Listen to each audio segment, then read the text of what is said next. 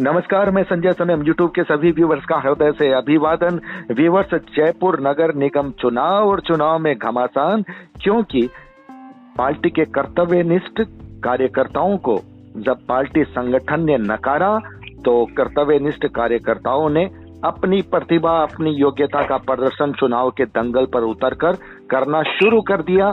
हमने कुछ नामों का जिक्र आप तक किया था, कुछ लोगों की राय भी आप तक रखी थी। आज एक बड़ा नाम हमारे साथ जुड़ रहा है। जयपुर नगर निगम हेरिटेज से उम्मीदवार हैं वार्ड नंबर 93 की, और ये नाम बड़ा यूं कहूं कि बड़ा वजनदार नाम है। 2 बार पार्षद रही हैं मोहतरमा, और विप्र समिति की अध्यक्ष यानी उस कमेटी की अध्यक्ष भी रही हैं। नाम है श्रीमती नीता खेतान। नीता जी हमारे साथ फोन लाइन पर। नीता जी। हाँ जी, बोलिए। नीता जी, आपके लिए ये डिसीजन तो बड़ा यूं कहूं कशमकश वाला रहा है, लेकिन आपने ले लिया क्योंकि आप 2 बार पार्षद रही हैं और आप विप्र समिति की अध्यक्षा भी रही हैं। तो इस बार आपको टिकट नहीं मिला, इसकी वजह क्या रही? इसकी वजह कुछ जो बड़े नेता लोग होते हैं तो उनकी संगठन की को क्या मतलब क्या मजबूरी रही, क्या नहीं रही, जो कुछ बड़े नेताओं की ज्यादा चली टिकट बांटने में, और जिन्होंने कार्य किया, जिन्होंने काम किया, उनकी अवहेलना की गई। ये जो है ये एक्शन का रिएक्शन है। बिल्कुल, आप और आप जैसे लोग खड़े हैं वो जी। पार्टी कभी भी कोई खराब नहीं होती, परंतु कुछ लोग ऐसे होते हैं जो पार्टी को निचले स्तर तक ले जाते हैं और अपने स्वार्थ के लिए, या वो सोचते हैं कि एक बार हम जीत गए या हम कुछ बड़े पद पर पहुंच गए तो ये सब हमारी बकौती है। तो ये मेरा जो कष्ट था, दुख था। आपकी आवाज थोड़ी सी तेज बोलिए, थोड़ा वॉल्यूम तेज कीजिए प्लीज। जो कुछ बड़े नेता लोग होते हैं, जो कुछ ऊंचे पद तक पहुंच चुके होते हैं, तो वो लोग अब किसी अन्य व्यक्ति को या किसी को भी आगे नहीं आने देना चाहते हैं। ये पुरुष समाज है, ये महिला को तो बहुत मुश्किल से स्वीकार करता है। वैसे हम कहते हैं कि 30% हमारे वोटर हैं महिलाएं, पॉपुलेशन में अपने हमारी 50% है महिलाएं, 50% महिलाएं हैं और 50% पॉपुलेशन महिलाओं के। फिर आप पहली बात तो हमने 33% क्यों कर रखा है? सबसे बड़ी गलती तो हमारी यहीं पर है कि हमने 33% क्यों, और महिलाएं आवाज क्यों नहीं उठाती, और जो काम करता है उसकी बीच रास्ते में ही उस कार्यकर्ता की या किसी भी एक्सेस की क्यों हत्या कर दी जाती है? अगर ये कोई जो नगर निगम का चुनाव बहुत छोटा चुनाव होता है, क्योंकि इसमें आम जनता से आपको जुड़ना पड़ता है, घर घर जाना पड़ता है, और जनता भी उसी को स्वीकार करती है कि जो उसको जुड़ा हुआ है और जो उसकी डेली की जो समस्या है उनका समाधान कर सकता है, उसी को जनता स्वीकार करती है।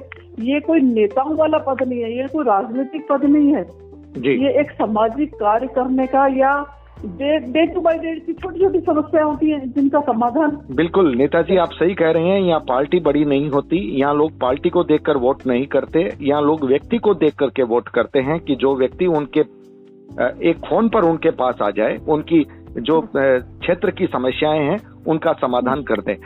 नीता जी, मुझे एक बात बताइए कि आपको मनाने की भी कोशिश हुई, दबाव पड़ा या प्रलोभन मिला? प्रलोभन तो खैर बीजेपी पार्टी कभी किसी को नहीं देती और ना लेना भी नहीं चाहिए, पहली बात। दूसरी बात, दबाव बहुत आए संगठन की तरफ से भी और हमारे जो बड़े पदाधिकारी हैं, सांसद, सभी की तरफ से बहुत दबाव आए, परंतु क्योंकि मेरे में एक तो सेवा की भाव थी, दूसरा मैं इस बार आहत थी क्योंकि पिछली बार भी मेरी अवहेलना की गई। जो काम करने वाला है उसको आप आगे लेके आइए ना। मतलब आपका कहना है कि अगर आप मतलब पार्टी संगठन किसी ऐसे उम्मीदवार को लाता जो उस क्षेत्र में सक्रिय था, जनता उसे चाहती थी, तो शायद आप आक्रोश नहीं रखती, फिर आप ताल नहीं ठोकती। बिल्कुल बिल्कुल बिल्कुल, हमारी यही बात थी। हमने एक नाम खाली मेरे नाम पर नहीं बोला था कि मुझे ही दीजिए, हमने 3 नाम, और विधायक जी की खुद ने कहा था, विधायक ने, कि आप लोग आम सहमति कर लो आपस में और हम तो उसी को टिकट दे देंगे। परंतु ये शायद कार्यकर्ताओं को शायद बेवकूफ बनाने का एक वो तरीका होता होगा शायद। तो आप मुझे बात बताइए, नहीं विधायक ने आपसे जो कहा, विधायक की चली, ये भूल किसकी है? विधायक की ही चली है, विधायक की ही चली है। इसका मतलब विधायक ने जो कहा वो किया नहीं। हाँ, वो तो उस दिन ठंडे छींटे देने वाली बात है कि भाई थोड़े दिन ये लोग शांत बैठे रहे, हम लोग खुश होते रहे मन में कि हमने लिस्ट बना करके दे दी, अब उसी में से कुछ चुनाव। और सबसे बड़ी बात है कि अग्रवाल सीट थी, इसमें सारे के सारे वोटर जो है मैक्सिमम अग्रवाल हैं और घर घर मुझको जानता है, सब मेरे चेहरे को पहचानते हैं। मुझे एक बात समझ में नहीं आ रही, पार्टी जानबूझ करके अपनी सीटें ऐसे क्यों गंवा रही है, जबकि बहुत सारे लोग बाकी खड़े हैं और हमारे से भी कई लोगों ने इंटरव्यू में ऐसी बात कही है जो आप कह रहे हैं। तो पार्टी जानबूझकर अपने पैरों पे कुल्हाड़ी मारने का काम कर रही है। कहीं धन की बात आ रही है यहाँ पर टिकटॉक के साथ? नहीं, धन की बात तो नहीं है, पर हाँ आप ये बताइए, एक तरफ तो हम कहते हैं कि अच्छे लोगों को लाओ, निष्ठावान लोगों को लाओ, सेवाभावी लोगों को लाओ और जिनका चरित्र अच्छा हो उसको लाओ। एक तरफ तो हम ये बात करते हैं और दूसरी तरफ हम क्या कर रहे हैं कि हम जो अच्छे लोग हैं, जो सच में काम करना चाहते हैं, उनसे हम अवहेलना कर रहे हैं। जी। तो अब जब हम उनको हटा देंगे तो फिर जो जिस तरह के लोग आप देख ही रहे हैं, ये देश का क्या हाल हो रहा है। नेताजी, आप अनुभवी हैं, आप यहाँ से काफी वर्षों से आप जुड़ी हुई हैं, आपने काफी अपना समय दिया है। मुझे एक बात बताइए कि पार्टी संगठन की इस नीति की वजह से क्या जयपुर नगर निगम हेरिटेज और ग्रेटर, जहाँ आपके 2 बोर्ड बनने हैं, क्या दोनों बोर्ड बन रहे हैं या नहीं बन रहे? भाई वहाँ का ग्रेटर का तो हम कह सकते हैं कि बीजेपी का ही बोर्ड बनेगा, ग्रेटर का जी। और हेरिटेज में मैं नहीं मानती, पहले स्थिति खराब थी, हेरिटेज की तो स्थिति पहले बहुत खराब थी, बहुत मुश्किल लग रहा था कि नहीं होगा और हम रही से कसर हमने पूरी कर दी कि हमने टिकटों का वितरण इस तरह से करा कि जो होता हो वो भी नहीं। ये तो हेरिटेज में भी टिकटों का वितरण ऐसे ही हुआ है और ग्रेटर के भी लोग ऐसा ही कह रहे हैं। नहीं, यहाँ पर ग्रेटर की स्थिति अलग है। यहाँ पर जो कहना चाहिए अल्पसंख्यक लोग ज्यादा हैं ग्रेटर में जी। तो इन लोगों में ये लोग एक तरफा ही वोट डालते हैं। तो मैं कह रहा हूँ बागी उम्मीदवार उधर भी बहुत हैं, इधर भी हैं उधर भी हैं, लोगों का असंतोष इधर भी है उधर भी है। अलग वहाँ एक अलग तरीका चलता है, वहाँ पर वोट डालने के समय वो लोग सब एक हो जाते हैं जी। अच्छा नीता जी, मुझे एक बात बताओ कि आपने एक बहुत बड़ा जोखिम लिया है, अपने इतने वर्षों की मेहनत और जो है बागी बन करके आपने वाकई में बहुत बड़ा जोखिम लिया है। अगर आप सीट निकाल लेती हैं तो फिर भी आपकी जो बात है वो रह जाती है, सीट निकल जाएगी आपकी, आश्वस्त है? मैं निकाल लेती, मैं खाली ऐसे ही नहीं हवाई खाली गुस्से में खड़ी नहीं हुई हूँ, निकाल लेती नहीं, मैं निकालूंगी, निकलाई सीट है, मैं आपको बताऊंगी। क्या बात है। आपके यहाँ वोटर कितने हैं नीता जी? 8,500 वोटर है हमारे। 8,500 वोटर है। और आप किन मुद्दों को लेकर के जा रही हैं जनता के सामने? भाई मैंने काम किया है और काम करूंगी। आपने काम किया है? मेरा नारा यही, मैंने काम किया है, आगे भी काम करूंगी। आपने काम किया है, आप काम करेंगे। नेताजी मुझे फाइनेंस चेयरमैन थी, हाँ जी, संगठन में भी मेरे पास अच्छा पद था, उसके बावजूद भी मैंने अपने जो क्षेत्र के लोग थे उनको कभी भी निराश नहीं किया। पहले हमेशा मैंने प्रायोरिटी पर उनकी समस्याओं को रखा जी। पहले मैंने उनके कार्य का निदान किया, उसके बाद मैंने कुछ काम किया आगे। अच्छा नेताजी, आपको जब आवश्यकता थी टिकट की, यानी आप जनता के लिए टिकट मांग रही थी, तब पार्टी संगठन ने आपको नकार दिया। अब मुझे एक बात बताइए, आप सीट जीत जाते हैं और दरकार पड़ती है कि जो निर्दलीय हैं, जिन्होंने पार्टी से विमुख होकर के चुनाव लड़ा है, उनकी आवश्यकता पार्टी को बोर्ड बनाने में पड़ती है, तब नेताजी पार्टी संगठन की आवश्यकता को पूरी करेंगे? अब देखिए, मेरी विचारधारा तो हमेशा से शुरू से ही भारतीय जनता पार्टी की रही है। मैं आपको स्पष्ट रूप से बताऊं, मैं कोई झूठ नहीं बोलना चाहती कि मैं कोई नेताओं की जगह नहीं बोलना चाहती, तो कोई लालच नहीं चाहिए, कुछ नहीं चाहिए। अगर जीत के आते हैं तो अगर पार्टी को मेरी सेवाओं की पुनः जरूरत होगी तो मैं सिर्फ वही पार्टी के प्रति ही समर्पित रहना पसंद करूंगी। इसका मतलब कोई नेताजी एक बात का जवाब चाहिए।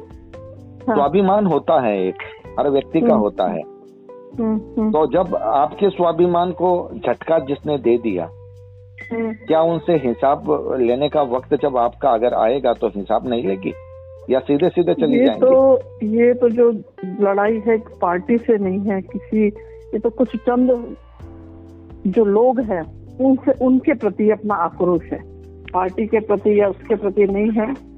बस जो है अपना आक्रोश तो देखो कुछ लोगों के प्रति है, तो उनको दिखाना है कि भाई आप जिस तरह से सोच रहे हो कि वो सब नहीं है और वो नहीं चलेगा।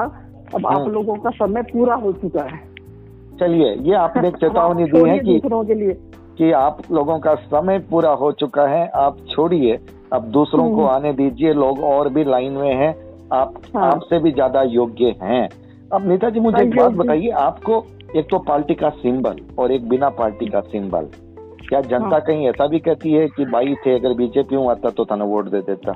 नहीं, छोटे चुनाव में ऐसा नहीं होता। छोटे चुनाव में हमेशा काम करने वालों को पसंद करते हैं और चेहरा देखते हैं जी कि भाई कौन है कौन नहीं है। अभी तक तो मैं जहाँ पर भी गई हूँ लोगों का बहुत अच्छा रेस्पॉन्स मिला, बड़ा ही स्नेह मिला, बड़ा ही स्नेह मिला है। आपका चुनाव चिन्ह क्या है नीता जी? टेलीफोन। टेलीफोन, यानी आप घंटी बजाएंगी लोगों के घरों में? टेलीफोन तो वैसे भी देखो हम भी सबसे जुड़े रहे और टेलीफोन वैसे भी दुनिया को जोड़ने का आज की तारीख में सबसे मजबूत माध्यम टेलीफोन ही है। बिल्कुल बिल्कुल बिल्कुल बिल्कुल।